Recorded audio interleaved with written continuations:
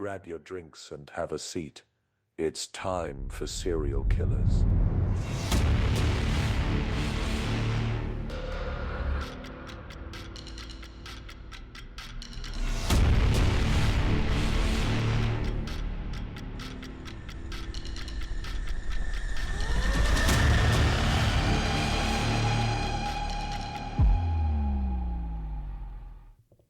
Hello. Hello. We're here. We are. I'm T. I'm Jay. And we're here to talk to you about Serial killers. killers. You never do it on time with me, ever. And not like Raisin Bran, even though I'll kill some cereal that way. Serial killers as in the people. I would hope so, because that would be a very weird podcast episode. We should do one episode of just like eating cereal, throw people off. They'd be like, what the what? But they'd probably find it funny. I don't think so. I am an avid true crime listener. And if I ever was listening to one of my favorite podcasts and the whole thing was just them eating cereal, I'd be very pissed that I waste my time. That being said, I'm not talking about nothing upon nothing that's going on in our world today, true crime related or anything, because this episode ended up being 7 pages of research. All right. Well, then let's hit the main topics. I just wanted to, it may be a little bit longer. I don't know. I mean, we may speed through it. I never know. And I mean, when I say 7 pages of research, I do not have a script, but I do have notes of everything that I want to touch on. And when it's 7 pages worth of bullet pointed notes, that's a lot of notes. As I said, we need to jump right into it. So what are you drinking today? Oh, well, we tried I don't know. We tried a new coffee shop in our area called Luckman's Coffee, and it's a coffee shop that took over one of our other favorite coffee shops, Revive. And so I got the same thing that I would get at both, I got a sugar-free German chocolate latte, not to be confused with a sugar-free German chocolate mocha. One has chocolate, one does not. Or I'm sorry, one has chocolate sauce and one does not, with coconut milk. And it tastes exactly the same as when I bought it from Revive, so that makes me happy. Well, I got a sugar-free French vanilla Americano. And how was that? Because I'm going to say, you can always tell the quality of a coffee shop. If you drink Americanos, you can always tell the quality of a coffee shop if they can give you a good Americano. If their Americanos are not good, there's something wrong with their shots, and they won't always have consistent stuff. It was too flavory, so they had too much sugar-free French vanilla in it. Okay, well, that's something you can change. The shots were a little bitter. Wait a minute. And you put your own creamer in it, but maybe it was too sweet because you had vanilla creamer that went in there. No. I took a drink before I put my creamer in it because at Schmarbucks, I can also do that. Right. And it's not very sweet because we do less because I put my creamer in it. Not only that, but Starbucks has very dark espresso. Right. And so, and like I said, their espresso was a little bitter, really? Which could be the type of espresso they use, or it could be how they pulled the shots. I didn't think they sat very long because they were very quick with it. But again, they're new. They have some older individuals there from the previous coffee shop, but the person who pulled my shots, I believe I'd never seen them before. So they might have been new. So yeah, I'll give it an opportunity. To be fair, they're not a new coffee shop. They own like 3 other coffee shops. This is just an expansion of their current coffee shop. Right, but it could be the person. Yeah, no, because if it's the lady procedure that was in the picture, that lady was the lady that was in the picture with the previous owners when she said she sold it.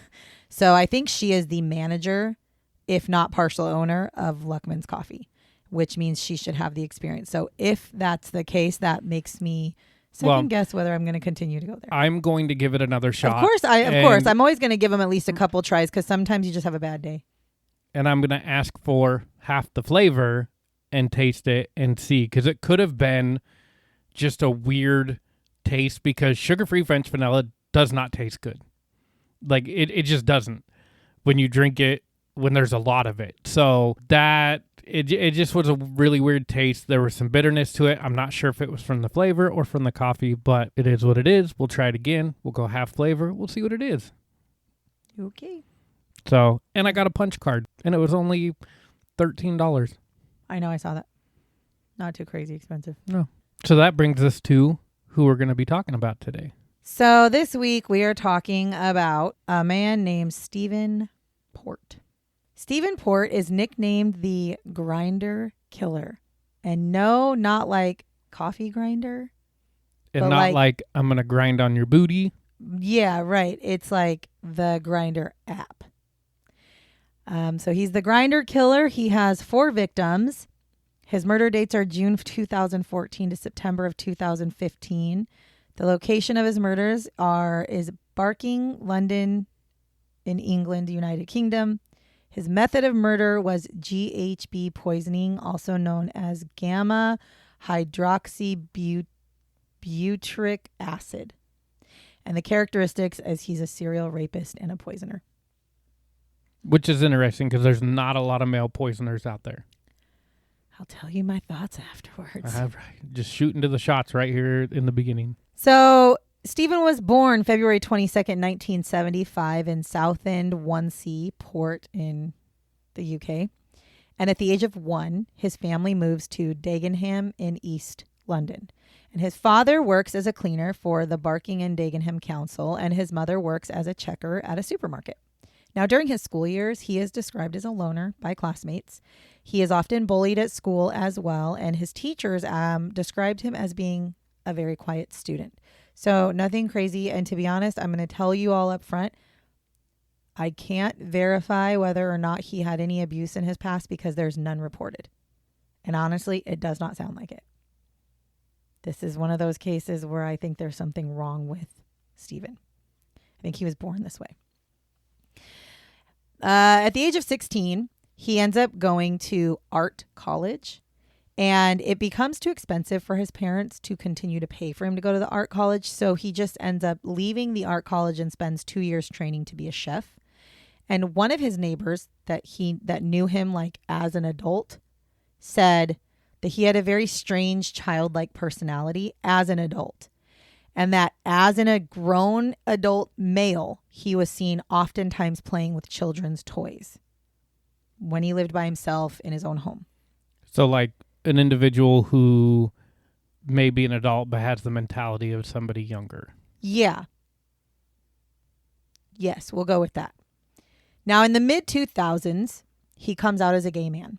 Okay, so he comes out, basically says, like, I'm gay. Woohoo, whatever. And at this time, at the same time that he comes out as a gay man, he's also living by himself in his own flat in Barking, London. Now, one of his ex-partners that was in a relationship with him described him as also being childlike. So now it's not just the neighbor, it's somebody who had like constant contact with him, said he was extremely childlike. And that is why our relationship ended, because I couldn't get past the fact that he acted like a child as a 30-something-year-old man. Now, other former partners of his had said that they would regularly use GHB, which for those of you who don't know, because I didn't know, GHB is another type of date rape drug.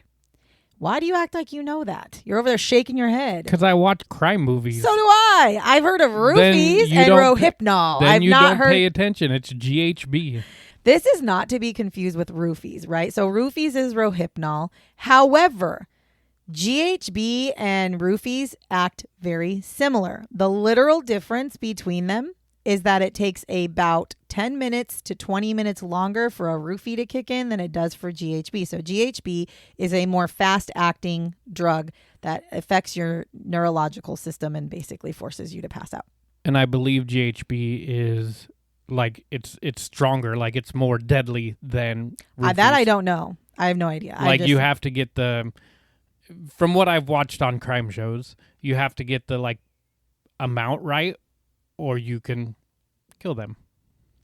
Okay, that's new. I don't know. Probably true. Now so again, these are his former partners that are saying like, no, we like regularly use GHB, which I'm not trying to like be ignorant as hell here, but what fun is it to use, like actually as a drug addict, what fun is it to use something like Rohypnol or a GHB? Because with GHB, you have 10 to 20 minutes before you're completely passed out. What fun is that? I don't understand. Did you use it to go to bed? Is that what we're talking about here? I don't understand why somebody would habitually use GHB for themselves. Right? Like maybe that's what I'm not understanding. Maybe the sensation they get because I don't it's know. Supposed to like make everything loosen your senses, I well, guess? loosen your senses and then like make all your sensitive like hyperactive, like like touch and smell and taste and all that stuff. Like, Enhance? yeah. Oh. Because that when they said that they regularly use that, I'm like, that's a weird drug of choice, I feel like. But maybe not. Maybe not. Now, they also had made claims that Steven would cheat on them. So that would cause problems. And they said that sometimes he would be somebody who would work as a male escort. And then they said sometimes he would even act as their pimps and like try to pimp them out to other people. So as he's getting older, he's working as a chef and he starts to meet men through social networks, specifically dating sites, right? So he's using apps, dating apps to meet men as one fucking does. Like, okay, not a big deal. Again, this is the 2000s.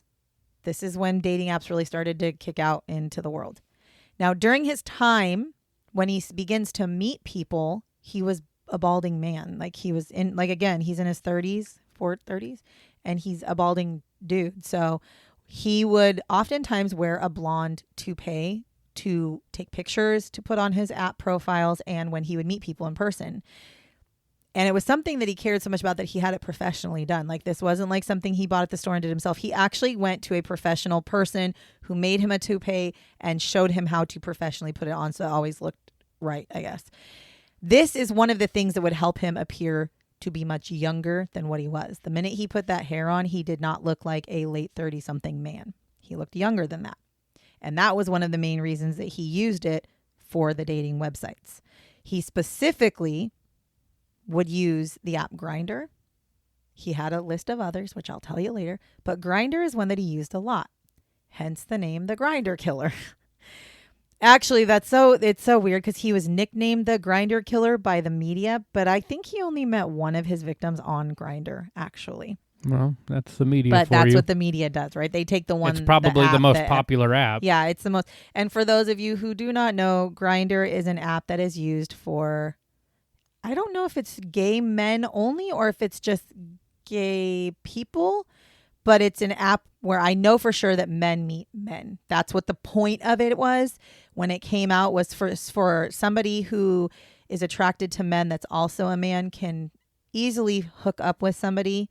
It's very much Tinder, but for gay men. That's literally what it is, which is, again, I don't give a shit. I'm just explaining because I'm sure people don't understand what Grindr is. That's what it is. Yeah, and it's probably changed now, but at this time, that's what it was. Maybe, but I just saw a guy on TikTok that I follow that I absolutely adore, and he was talking about how he meets his dates through Grindr. Yeah, I'm saying I don't think it's just men for men anymore. I don't know. I think it's he made it sound like it was because he said he doesn't use Tinder or anything. He specifically uses Grindr. So I don't know. I don't know. Again, but I'm just saying, just to, for your own information. Now, Steven would use these apps to meet people, and he would concoct some crazy identities to go with these people or to go with his profiles. One of his profiles, he claimed to have been an Oxford graduate and served in the Royal Navy. Not true. Another time, he said that he was a special needs teacher.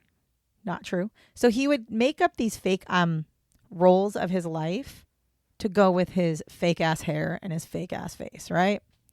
Now, during this time of meeting with the men that he killed, he would use the drug gamma hydroxybutyrate. You can just say GHB if you want to. Yeah. He would use GHB to drug them. He would then he would take the drug, he would put it in their drinks that he would be giving them. Then he would rape them and then murder them while they're all inside of his flat. Okay. Before I go any further, I will say this. After doing all of my research, I can genuinely say I don't think his intent was to kill. You'll find out why later, but I don't think that he brought those men home to kill them. He murdered them because he overdosed them on the drug. But I do not think his intention was ever to kill anybody. I think, truthfully, his intention was to be a serial rapist who ends up being a serial killer because he kills 4 people. More on that later. So Steven meets Anthony Walgate, who's 23 years old. He's a fashion student who was also working occasionally as an escort, and he was attending Middlesex University, and they met each other through the Sleepy Boys app.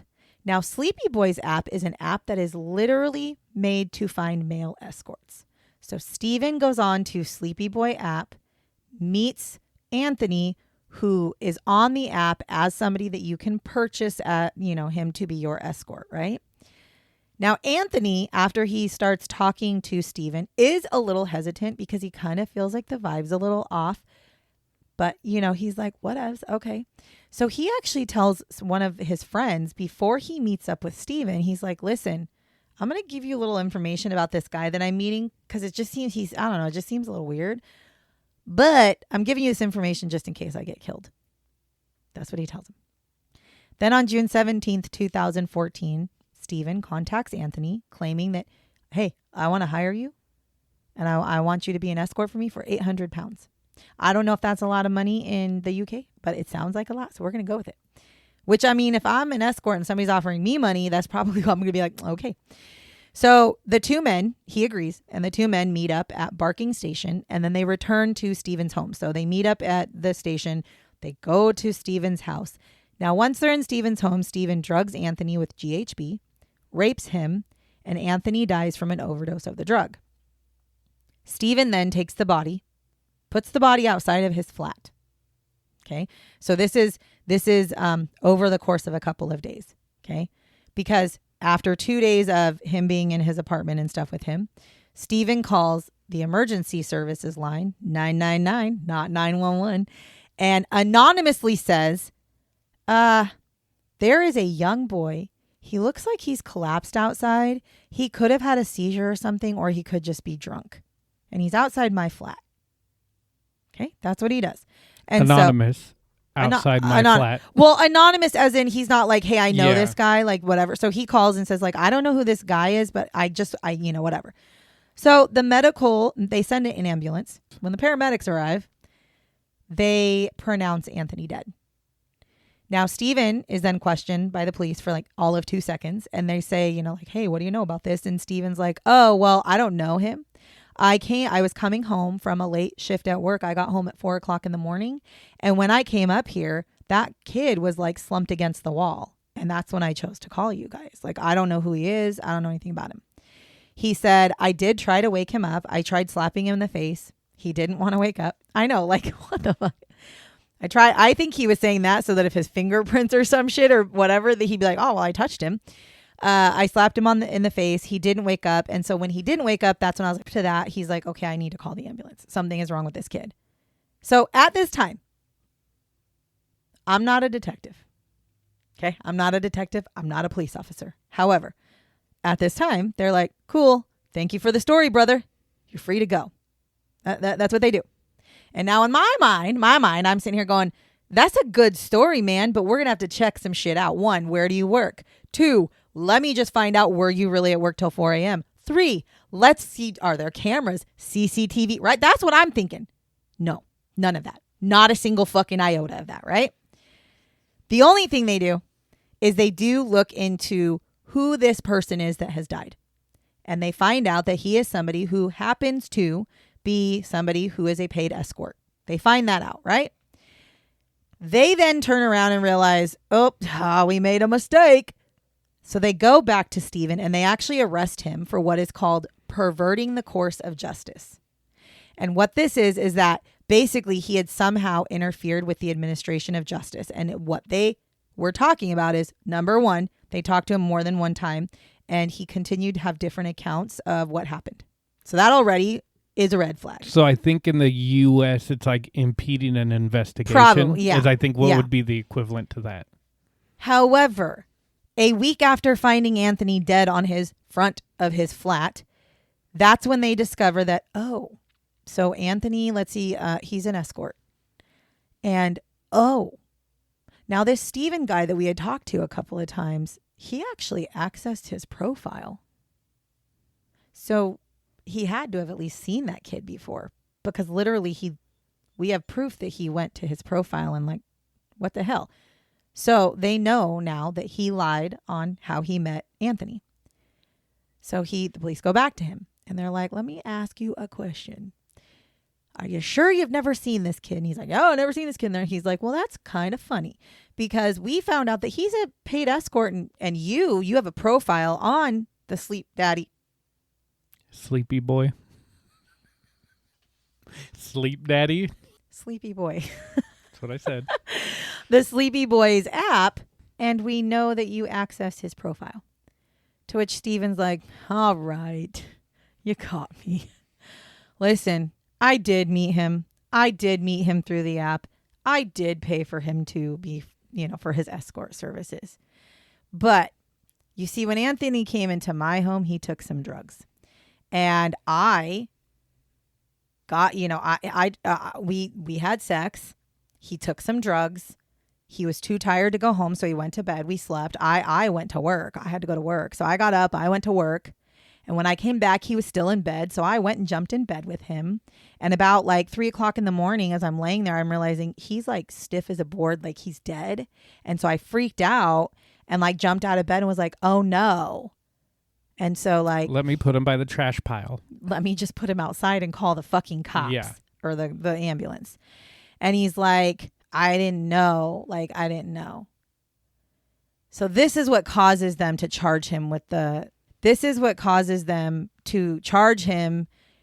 perverting the course of justice. Because now they're like, you literally impeded our investigation on purpose.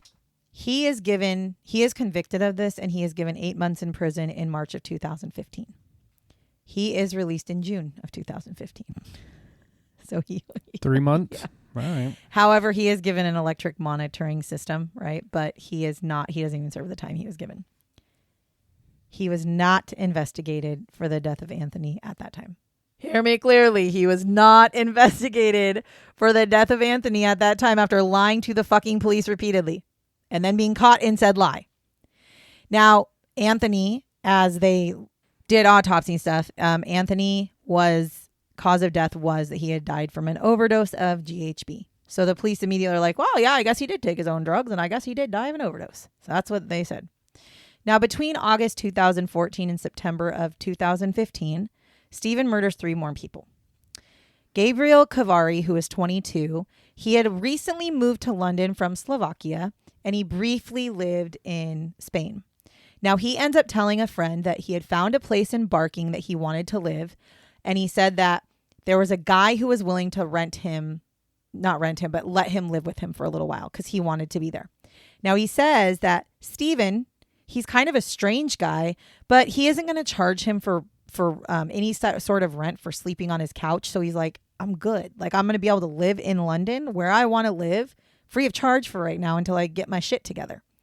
Now, after meeting and becoming friends with one of Stephen's neighbors, at one point, Gabriel ends up texting that same neighbor and is like, Stephen is not a nice man. So for whatever reason, he ends up texting this neighbor and tells him this. And later, that same neighbor actually ends up texting Stephen because he hadn't seen Gabriel for a while. And he said, like, how's Gabriel doing? I haven't seen him for a while. To which Stephen replies to him, oh, he's gone to stay with some soldier guy that he's been chatting with online. So he's not even here anymore. His body is found on August 28th, 2014. Then Daniel Whitworth, who is 21 years old, from Gravesend in Kent, he worked as a chef, and he met Stephen on Fit Lads, which is another app that he had used. Now, his body is found on September 20th of 2014 with a suicide note next to it. And this suicide note claims that he killed Gabriel and that his death was why he couldn't live anymore because he felt guilty about it. The note said, well, hold on before I get into this. The body of Gabriel was found in a graveyard that was like not very far from Stephen's home. So that's kind of strange. Mm-hmm. But what's really, really strange is not only did they find a suicide note that says he claimed to kill Gabriel, but it specifically said like, oh, by the way, and I quote, by the way, don't blame the guy I was with last night. We only had sex, then I left. He knows nothing of what I have done. The guy he was with the night before was Stephen. Would it be? Now, it was discovered that Daniel had overdosed on sleeping pills and GHB. What actually killed him was GHB. Now, the police decided that this was credible. Of course, he just committed suicide because he killed the guy that we found a couple weeks ago. Sounds fair. never looked into, like, we need to remember that at this point, this is 3 bodies, all found in the vicinity of Stephen, all have a connection to Stephen. Okay, because the first one is found on his flat door. The second one was living in his fucking ass house. And the third one was seen with him the night before. Okay, so we know that. The fact that they didn't even look into Stephen at all for any of those, let's just like not forget that. Now, considering at this point, again, you have a gay man who has connections to 3 other people who are also known to at least be on apps with other men. And they decide to just we're going to like not look into any of it. That is some shoddy ass fucking police work, right? So right here, this is like, ugh, I hate it because it makes me angry, but I also go, well, at least I know the United States not the only one with shoddy ass police, because geez, apparently the UK does too. Now, Jack Taylor, who's 25, he lives with his parents in Dagenham. He works as a forklift driver, and he was not an openly gay man, and he actually had several girlfriends in the past. So my thought is maybe he was bisexual. Maybe he likes both. Now, he meets Stephen through the Grindr app, and his body is found on September 15th, 2015. Now, Gabriel and Daniel's bodies were found in a graveyard in Barking near the home of Stephen. Get this shit. They were found by the same exact woman on 2 separate occasions. Also, why didn't you look into the woman? Yeah, a woman probably doesn't sleep at night. I know. She was out walking her dog. On both occasions, she was taking a walk with her dog. I'd look at my dogs and be like, you're not Done. going outside anymore. Done, right? No more walk. So, but again, why wasn't not that she did anything wrong, but how is that not even a red flag either? Like, wow, this same lady found 2 dead kids, like, couple weeks apart from each other. That's strange, right? Like, I don't understand how this was not part of their investigation. Jack's body was found in the same area, just not in the same specific area, but in a park that's like adjacent to the graveyard. So he's like right there too. So that's now 4 bodies. If we're keeping count here, 4 bodies, all near Stephen Port's home, all having a connection to Stephen Port. All of them had met him at some point, and one of them lived with him, supposedly. So what's going on? So they tell Jack's family, like, oh, yeah, he died of a drug overdose.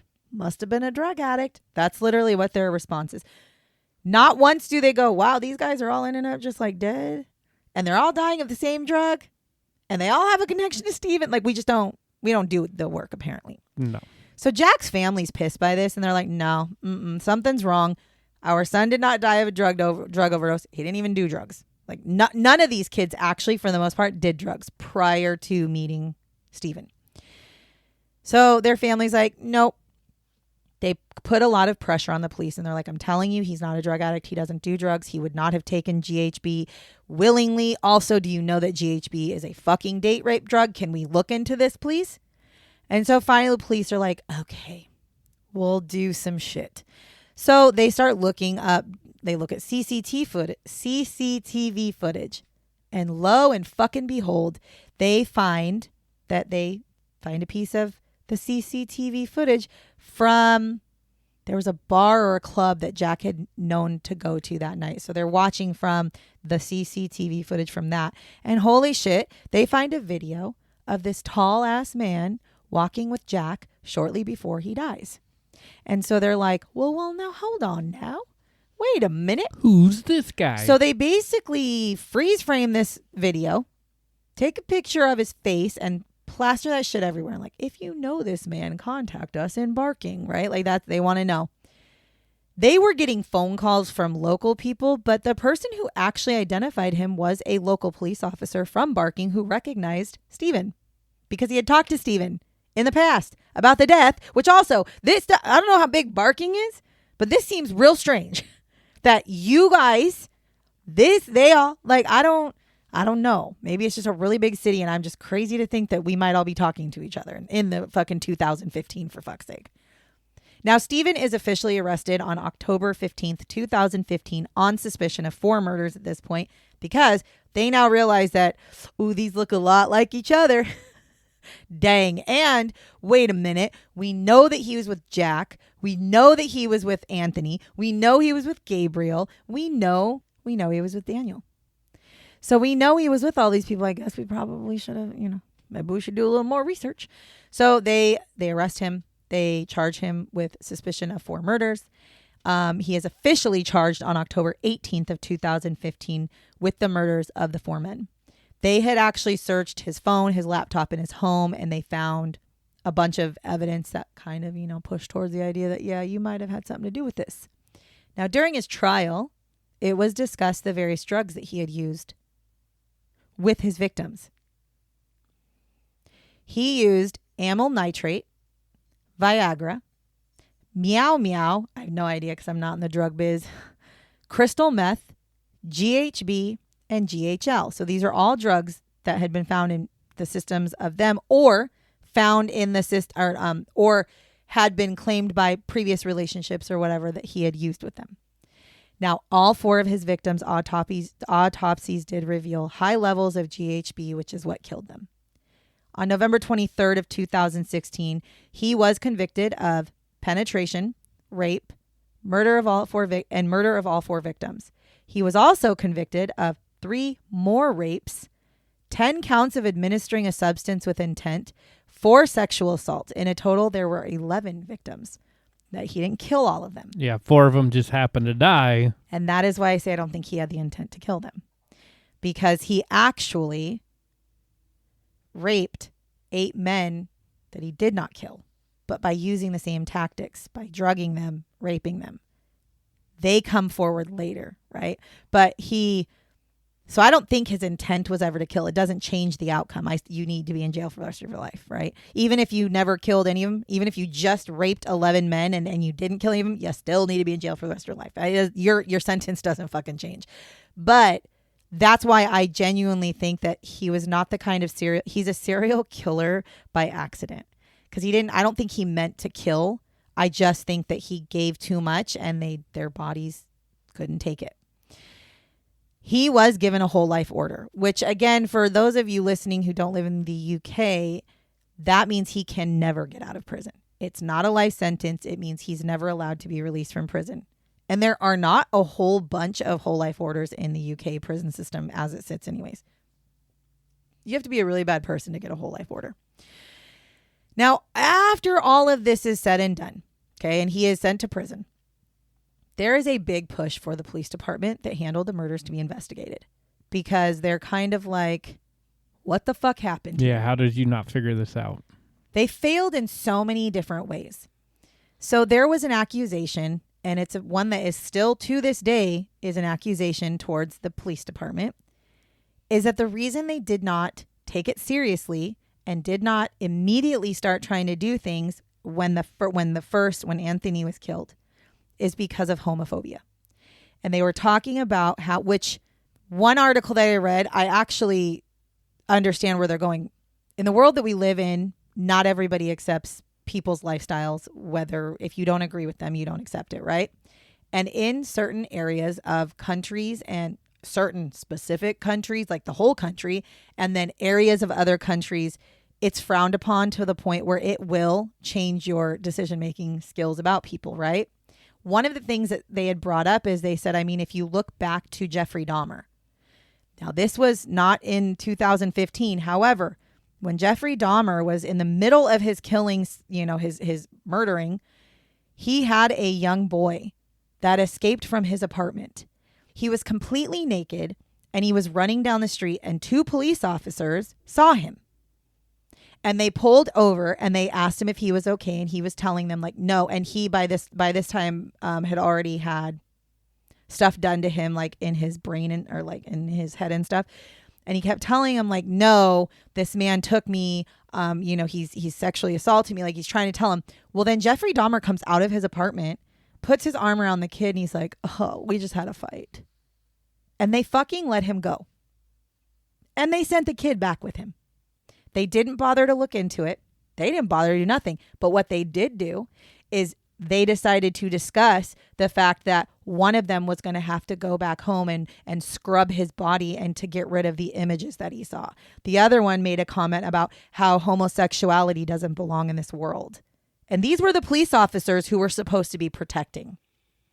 So I believe there's a very high possibility that, especially, again, I don't know the size of Barking, London, but if it's a smaller town, there's a very high possibility that a large amount of people don't believe in homosexuality. Yeah, I just think it's sad that in 2015, I do too. It's still a problem. I think it's terrible, and I tend to agree. And this is actually something that has been brought up and investigated, and the police continue to be like, that's absolutely not true. But yet they have no other reason why they didn't take it seriously. And here's what I mean by they didn't take it seriously. The claims were, and it's not even claims, the truth of the matter is that the police did not do even the most basic checks when it came to just Anthony being killed. Again, the first kid who was killed. Like, for instance, they did not even bother to look at the laptop that was sitting in the apartment of Stevens when they were in there, and they could look around because this kid died at his apartment. They didn't even open it to look at it, to see if there was anything on there that could pinpoint how they could, anything. They also had the opportunity, because they stripped the fucking bed of the sheets. They had the opportunity to send those out for DNA or for forensic examination, and they never did. Why? You had them. Why? No, we didn't see anything. They then also never checked the verification of the suicide note that was left of the third victim, which would have been something like, I don't know, handwriting analysis. Exactly. You didn't even send it in for the most basic handwriting analysis to see if that handwriting matched anything of his handwriting. And so they didn't do that. They also did not ever even think to look at Stephen as a suspect after finding 3 victims with a specific connection to him. Now, in 2019, it was decided that none of the officers were going to be held responsible for the screw-ups. However, in June of 2022, there was a new inquest that had been opened to look into the officers involved again, because they said that some new evidence had come to light that they failed. And I'm thinking, what? Let's discuss how Stephen straight up lied to the police officers. And they caught him in the lie, and they did not take that as a time to investigate why he would lie about this kid dying in his home. Yeah, Barking, London isn't very big. It's 200,000 people in 2015. Yeah, but still, 200,000, that's bigger than I thought. I genuinely, in my mind, I was like, it's like, what? Is it like a town of 10,000? But I also think it's like a rural city to... Degenham or something. Yeah, Degenham. so... It is, yeah. Yeah, so I think like there's cities close to it type of thing. So, but still. Yeah. That's ridiculous. So a new inquest had now been opened. And the main thing is, if the police officers would have even paid just like the most basic attention to the investigation of Anthony when he died, they may have been able to prevent the death of the other 3 victims. And the rape of however many were after him. Right. They are, and again, in my brain, I sit there and I'm like, listen, like I already thought when you guys first went there, you did not even the most basic background check to see if Stephen was lying. But then when you found out a week afterwards that he straight up lied to your face about knowing him, and then you question him, you go into his home and you're able to look in his home and you see things like, to be fair, there was some evidence, pictures of the laptop and baby oil sitting next to his bed. So you see things, right, that you're like, oh, these are a little suspicious. And then when you ask him and he finally admits it, oh, no, I did lie. I did pay him. We did have sex, but he died out of his own, contrition. He just took drugs. You didn't even think to go, well, you know what? That makes you a prime suspect because you fucking lied.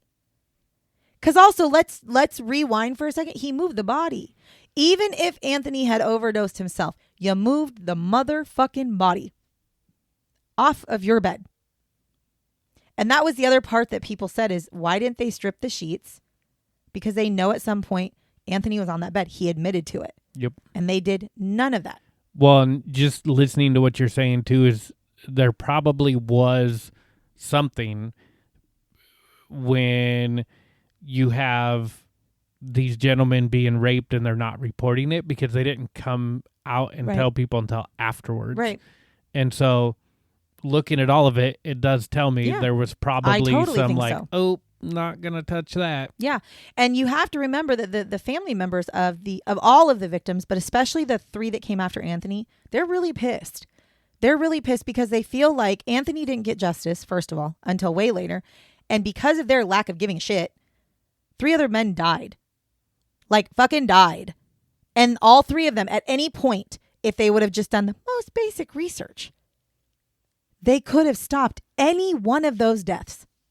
It's not like they were like one day after another. There was like weeks and months and years between them. You could have stopped it. After Anthony, if you whatever, you didn't stop it, then it's like, okay, then Gabriel. Well, after Gabriel, that was the second person that knew Stephen. He was also literally dead around the corner from Stephen's home. He lived in Stephen's house. How did you not go, hold on now. That is 2 people that have showed up dead in the last like 6 months that are related to Stephen. Let's check him out. You didn't even do that. And again, well, I don't know. I don't know what to tell you. So anyway, so they opened up a second investigation into this, an inquest into this. And basically what came out of it is the police apologized to the family members. And they said, it absolutely has nothing to do with homophobia. We're not homophobic. That's not why we didn't take the case seriously. Shit happens. Sorry. Oops.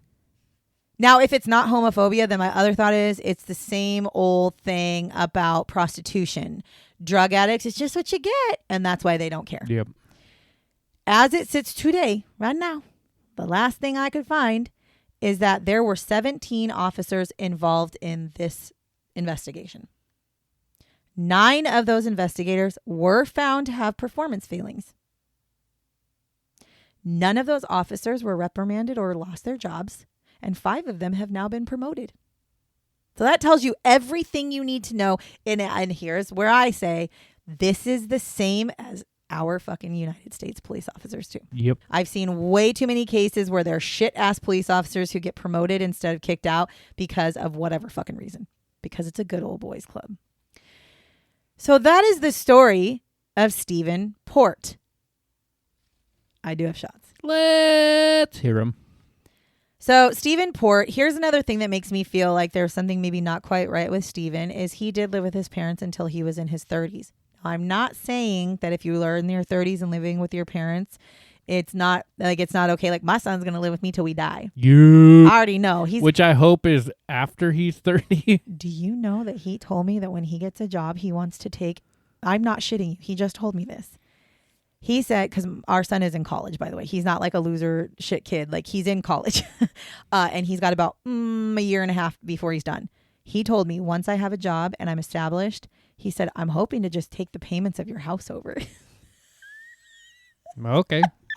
That's what he told me. That's Disney, baby. I'm dead serious. And I was like, what are you talking about? He goes, well, then I can just live with you guys and I'll just pay for you. And I'm like, what? Nobody asked you to do that.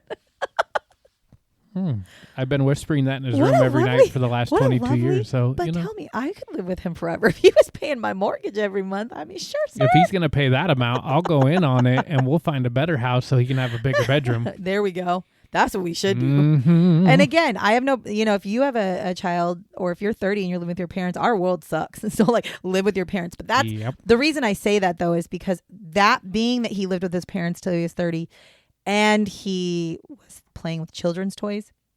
That's what make me go, something might not have been quite right. Now, Stephen also had a very brief appearance on a TV show called Master Chef, because remember he was doing the chef thing. Yeah, he had a brief appearance on that TV show. I know nothing about it. My guess is that it just like shows good chefs and maybe it's competition or something. I don't know. Yeah, it's he would have lost if he had a brief appearance. So whatever, but I'm sure you could look it up if you want to. Now, when Stephen was 32, I don't like Stephen. I want this to be very clear. I don't like Stephen. I don't like what he did. I don't like any things. I do think he had something wrong with him, and I really don't like him more because of this. When Stephen was 32 years old, he actually had a 2-year relationship with a 16-year-old boy. So he's a pedophile. Yeah. Let's be real. He's a pedophile. Now, Stephen did use multiple apps to find his victims. I'm going to tell you the apps he used. I have never heard of half of these, and I didn't even know these existed. Well, they might also be just UK They could be apps just UK as well. apps. Like Fit Lads. But That this is- sounds like Yeah, a it does. UK. It does. But this is a lot. This is a lot. He used Sleepy Boy, which we know, which is, out of all of these, it is the only one that is an escort service. He used Grindr, Hornet, Fit Lads, Badoo, Gaydar, Flirt, Daddy Hunt, Planet Romeo, Manhunt, Slave Boys, and Couch Surfing. Those are all apps that he had profiles on. But there's an opportunity there for Sleep Daddy. You're right, there is. Sleep Daddy. Now, once the arrest and the charge of Stephen was made public, so after they arrested him, put his face everywhere and was like, we arrested this man for killing 4 men. 8 men came forward and said, hey, that guy, I have a story to tell you about that guy. He drugged and did shit to us too. And that's what they said. They said, I met Stephen. I went to his house. He spiked my drinks, or some of them said he injected me with drugs without us knowing and raped us. Okay, so he had 8, and that's where those other charges end up coming from, right? So 8 people come forward and say, we're part of that group, which is why, again, I'm like, I don't think his intention was ever to kill, because he had done this to 8 other people and didn't kill them. I just think that he went this isn't to shame a victim, but if you look at the 4 men that he killed, first of all, when I saw their pictures, I thought they were teenagers. They're very young looking, but they're also, all of them are fairly small. So I do know. And that makes sense, Yes. especially if he was dating a 16-year-old for 2 years. Yes, and He's so looking for that. For me, I'm going maybe, body mass and then drugs put into body mass. I mean, maybe again, it doesn't excuse it. I mean, it doesn't matter whether he meant to kill him or not. I'm just saying from a serial killer point of view, I think he's a serial killer truly by accident. I don't think his intent was ever to kill. And I think that if you were to ask him, he'd probably, well, let's not jump ahead of myself. I don't think his intent was to kill. And I think he's a serial killer by definition because he killed multiple people with cooling down periods. But if you were to categorize him as an actual serial killer, I wouldn't. I actually wouldn't categorize him as somebody I would deem a serial killer, because I feel like serial killers have a little bit more intent than that. I have a hard time. Well, I think he's a serial rapist who killed. Oh, and that's a good way to put it. He's a serial rapist who did kill, but accidentally. I don't think any of it was on purpose. Now, at his sentencing, the judge in the trial had this to say, and I quote, "It is not for me to say whether the seeming bizarre coincidence of these 3 gay young men being found dead so close together might have given rise to suspicions to these deaths were not the result of ordinary self-administered drug overdoses. The competence and adequacy of this investigation will later be examined by others." So even the judge was like, fuck you, police department. The fact that you guys didn't take a look at this and go, this seems suspicious, not my fucking thing, because that's not my business, but we're definitely going to have somebody else look into you guys. Now, despite the evidence, and remember there's absolute evidence, okay, that he did this, Stephen's family continued and continues to believe that he is innocent. His mother specifically said, and I quote, "I know my son. He's a kind boy. He said all along, I didn't murder anyone, Mum," he said. "Honest truth, I didn't murder anyone. That's what he told me last Sunday on the telephone." That's that, and she believes that. Here's my thing. In his mind, he may think he didn't. That's what I was going to say. I actually do sometimes wonder if he did drugs with them, he administered the drugs, and they died of the drugs. But again, intent was not there. So at the least he should be should be manslaughter, right? I don't give a flying fuck. It's murder, in my opinion, because you administer drugs to people. But I'm assuming that he gave them the drugs. I don't think they knew they had drugs. I think he put it in their drinks. But again, I don't think it was to kill them. I think that's probably where the difference is, and that's where they got him, was because he gave it to them without them knowing. Right. Well, and I also wonder if that's why he only had 4 murders, and that's why they were so spread apart, because he was raping men Yeah, some of them but could some of handle them it died. because maybe they were already using Right. GHB. Right. Well, and for him, I'm sure that I can't speak on it, but I'm assuming that he probably was like, oh, well, maybe he really was the kind of person, which again, if he has some issues mentally, he might actually be able to be like, we just did drugs. Like, he might be able to play this shit off in his brain. But at the end of the day, he gave them drugs. The people who lived said that he would spike their drinks. So he wasn't offering drugs. He was giving them drugs. And they died from the drugs. That is your fault. You did kill them. Period. When he created his names on the apps, he oftentimes would use these names: Top Fun Joe, Shy Guy, and Basketball Guy. And his preference was slim men who were under 30. Remember, he is over 30 years old. And this is the final shot that I have, and it is it's a quote, okay? It's a kind of a quote. It's actually what he would put in his profile. So like when people would read his profile, this is what it said. I am a shy, polite guy, enjoy keeping my shape, love to have a good time. I am romantic, caring, and would take care of my partner. I am successful, educated, and determined.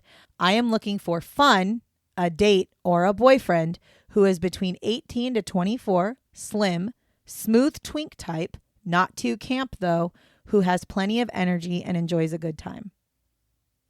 And what creeps me out about that is that's like legit. Like, that's the kind of person that you're like, yeah, that's the guy I'm going to go to. I mean, shit, I think about our daughter and I'm like, yeah, he sounds like a good guy.